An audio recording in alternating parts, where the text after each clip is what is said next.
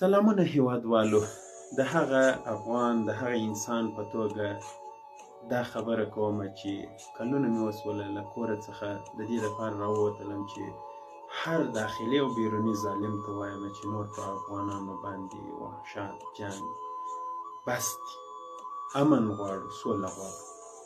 دا چې نن یو نسبي امن دی، پوهېږم چې سولې ته لا نه یې رسېدلې، سوله نشته. دا چې ولې کار نه ورته کېږي، دا هم زموږ مسؤلیت دی، زموږ مشکل دی چې موږ سولې ته کار نه دی کړی.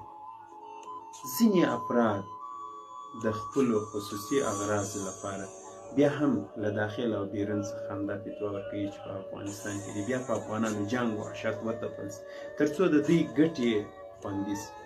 خو زه وایم چې بس دی، نور په دې افغانانو وحشت جنګ بس دی، نور یې مخته بوځئ.